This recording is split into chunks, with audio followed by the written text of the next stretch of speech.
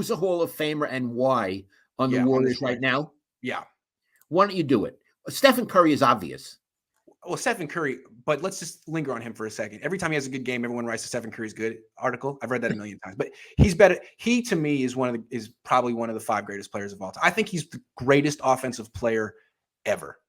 And I know it's silly, but he's small and he's not that athletic. But in terms of just putting the ball in the hoop, no one has ever done it as efficiently while being hounded by defenses as aggressively as him.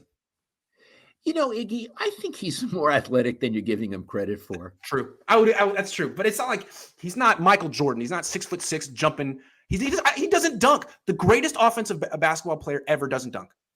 Yeah, interesting. And Yeah. I'll say another thing about him. He's a very good passer, and he's really works hard. When he doesn't have the ball, he doesn't stand around. Harden. Stand around, right? Lillard. It's like, hey, give me the ball. Lillard. But he's cutting and he works his ass off. And it's like the first few games in the series, the Boston game plan was shut down all of Curry's help, make him do it all himself. Well, that didn't work. So in this game, they pretty much tried to take Curry out and make everyone else beat them. And Curry, whenever he got double teamed, he passed the ball. He never forces it. And so he ended the game with 8 assists. He didn't hit a single 3-point shot, but he was 7-12 inside the 3-point line, and he played excellent defense. He had a really good game despite going 0 for 9 from 3. Interesting. Yeah.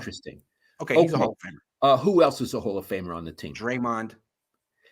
I totally agree. Now, may I preface this by saying, if you're somebody in like Denver or another city, Portland, and you don't know that much about Draymond, you look at his numbers and you say, how would you consider him for the Hall of Fame? But my attitude is he's the engine that makes the team go.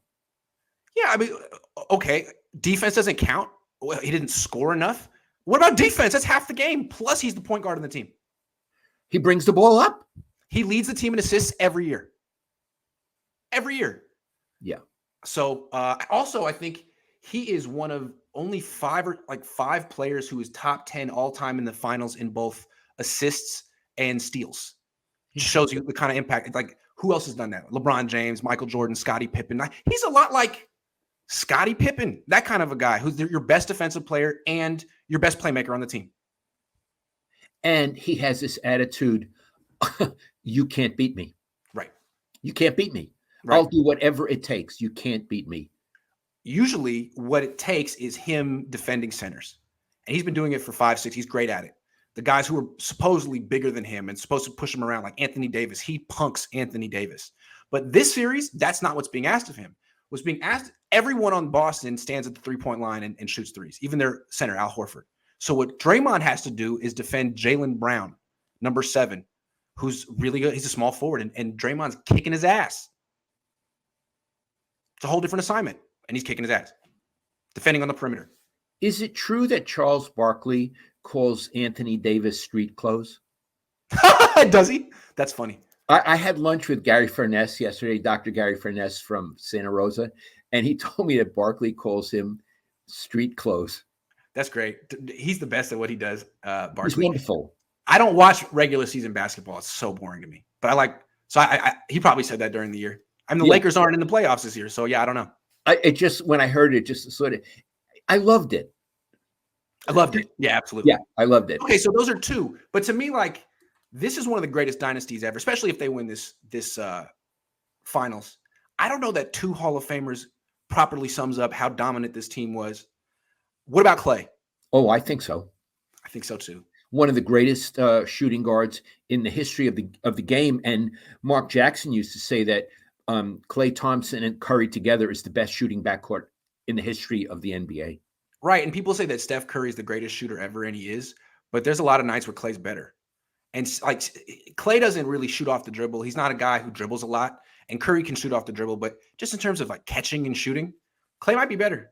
He's taller. He can catch the ball right here. He doesn't have to bring it down at all. It's gone. It's gone immediately. He's tall he's a 6'7" shooting guard. And before he tore his ACL and stuff, he was as good as any perimeter defender in the league. That's what I was going to say. He may have slowed down a little there, but before he got hurt, he always guarded the tougher guard. Yes, he absolutely. did. Yeah, absolutely. He would guard Chris Paul. He would guard guys really smaller than him, quicker than him, and shut him down. Also, he was the most humble superstar ever. You never heard him talk, I need more touches, I need more shots, whenever they needed from him. And there was a while where they kind of phased him out. Durant was here. He was like the third option, probably the best third option ever. And it's like, oh, I only get 15 shots today. Okay, it's all right. Yeah, whatever you need. Whatever you need. Yeah. He used to live right up here near us in the hills. I mean, up until quite recently, but I assume he moved now that they're in San Francisco. You could see him walking around Montclair Village, and everybody would leave him alone because he's such a sweet guy. No one. I was once at the the egg shop. Yeah. And he was at a table eating on his own near me, and we didn't even nod to each other. I left him alone, and he left me alone. He was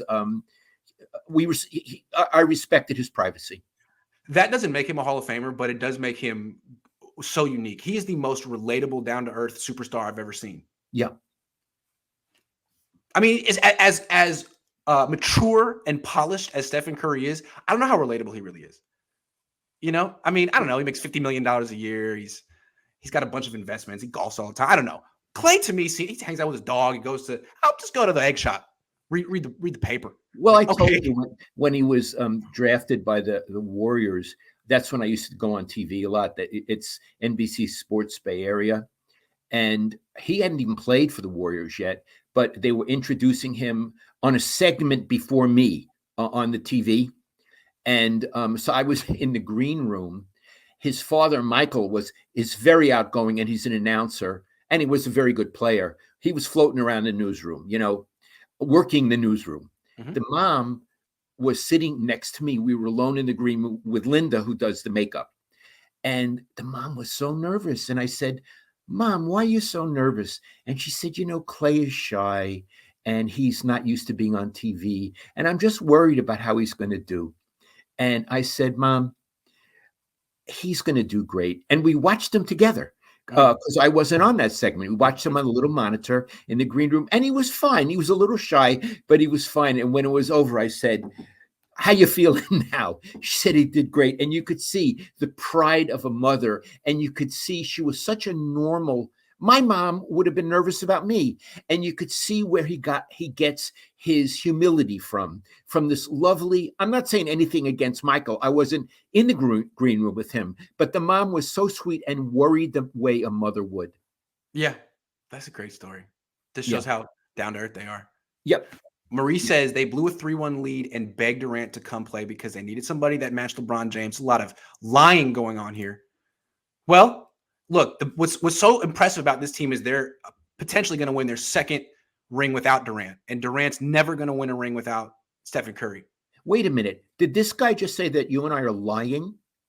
Well, just not lying. It's just like a lot of he said a lot of cap going on here. Cap would mean.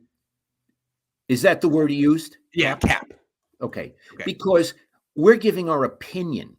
Yeah. We're not misrepresenting facts. No, he didn't mean it like that. He didn't mean it like that. Okay. E-Money says Lafayette, I teach down the street on College Hill. Oh, you mean Lafayette College? I went to Lafayette College in 62, graduated class of 66. My freshman year, I lived in Easton Dorm, and I was an English major at Lafayette College. When I went there, it was 1,500 of us, all guys. There were no women.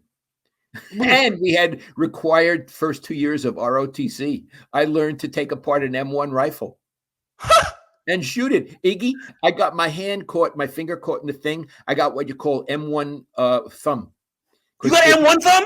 I had M1 thumb. It really hurt. Terrible. And I'm one of the schmucks because it happened. My finger. Ow!